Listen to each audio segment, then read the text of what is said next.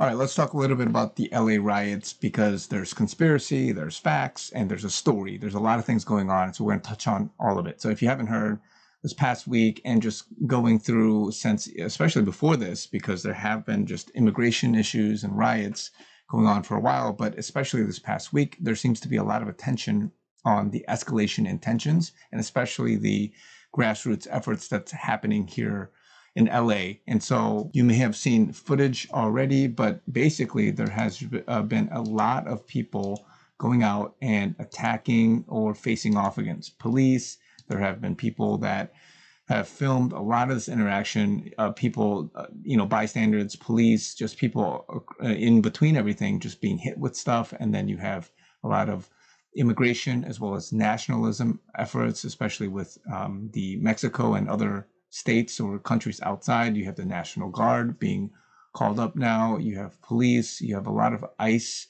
sort of efforts to try to detain and, round up people. But a lot of this is being met with fierce fighting, especially on the ground. So you've seen it. You've seen a lot of clips, probably seen perspective. A lot of people giving their 2 cents, even being asked whether from a political perspective, what's happening, or a lot of bias in terms of what's being shown on the media. A lot of people aren't covering some of the destruction that's happening. A lot of people are not covering certain things like the riots and looters, especially because it doesn't fit in some sense the narrative, and a lot of stores being taken advantage of, or people that are taking advantage of the situation, just reminiscent of what I remember from George Floyd and Minnesota and just all of these other places. But you're seeing, again, textbook media bias, textbook people kind of framing things. Here, Caroline Levitt in a press meeting talking about people with prior convictions and criminal convictions being, rounded up and all of these things. And then others just, laughing and just, hitting, police and just fighting these things like it was nothing. Really quickly, I want to show this video where somebody on a Joe Rogan podcast, Sam Tripoli, talking about this 2 years ago with a lot of eerie accuracy, talking about what's to come in the future. Man. We're in the Bolshevik War right now, bro. And right now what's coming up is all the pride stuff is going to be, okay, so I had this woman come on my podcast. Her name's Mel K. She goes, I've been talking to some people in the intelligence, and they go, this gay pride stuff is going away. And the next thing you're going to see are immigration riots. This is going to be right around the next election. So hand to God, we do this episode. Next day, Starbucks is like, we're banning all the pride stuff. And now you start seeing these they're putting little breadcrumbs out, man. Little breadcrumbs. Oh, I saw this one thing in Chicago. Oh, yeah, illegal immigrants are upset about where they're staying. And these illegal immigrants who speak no English are holding up perfectly written English signs saying we're tired of how we're being treated.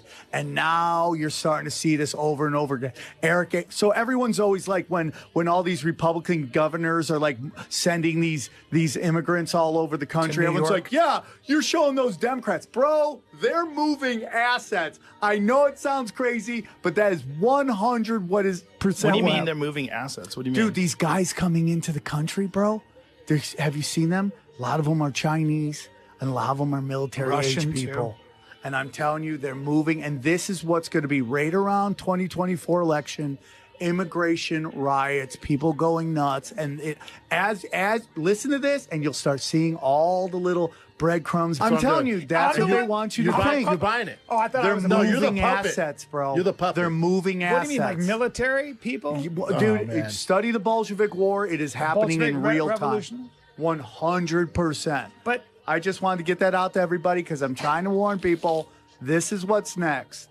So quickly with the Bolshevik Revolution, this happened 1920s and 10s, where in Russia with a internal civil war as well as with foreign forces, Asia, many other countries, they were coming together. They established basically the Soviet Union, and just all of this chaos happened back then where millions died. I think like more than 8-10 million people died, 1 to 2 million people displaced from different countries. And it was just a whole cluster of craziness back then. But right now you're seeing a lot of that happen in real time, where you've got to understand that what's happening isn't just happening overnight. Okay. It's being seeded by antagonists or catalysts, people like Sam was saying about what's changed now, the narrative and what's being fed in. And then behind that is a bandwagon effect. People that are angry and aroused or easily swayed by the movements and the times of today, they're going to see that. They're going to see actual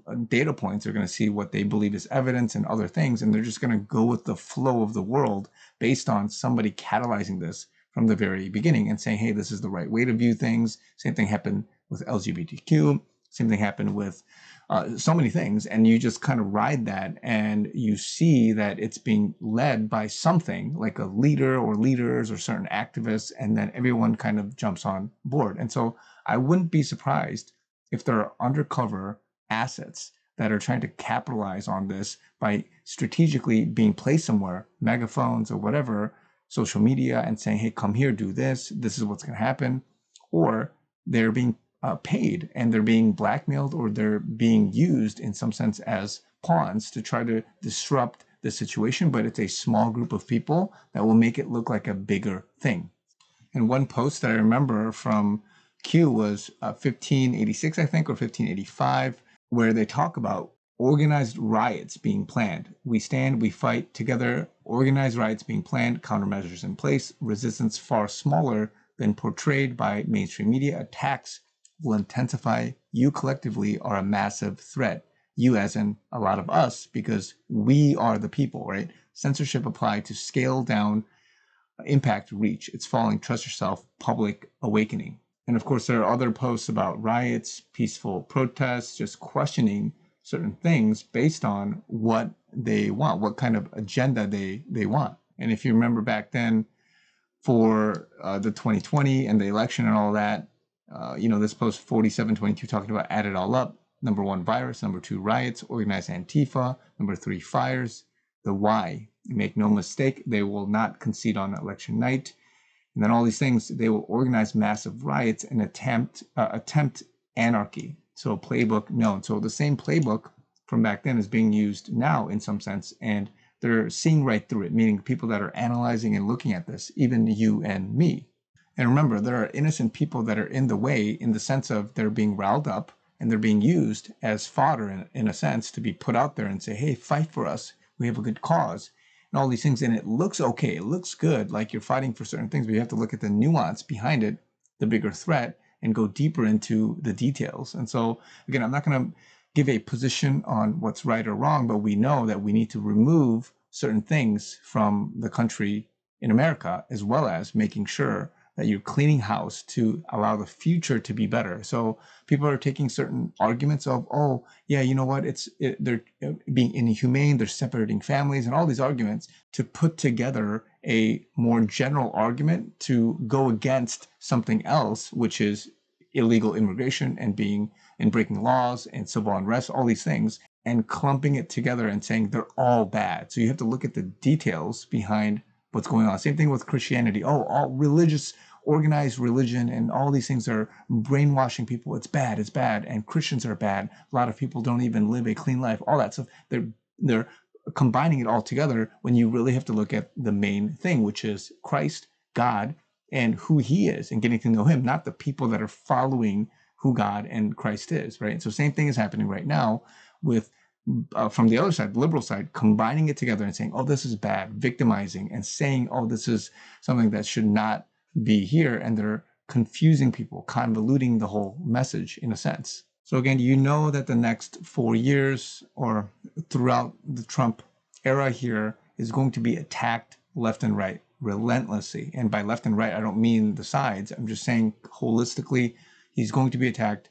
Policies, all of that is going to be at the forefront, and people are just going to try to disrupt and divide. And whether it's funded by these rich, people, and they're trying to divide this country, they want you distracted. That's the big thing. They want you distracted from what the main issue is in terms of the globalist control, demonic, satanic control over things. And they want you to look at certain issues and just flow with the wave and just fight in this area when there's bigger problems, right? The same thing happened with racism, feminism, the same thing happened with LGBTQ, many other issues where you have to look at the bigger picture and wake up to what's going on.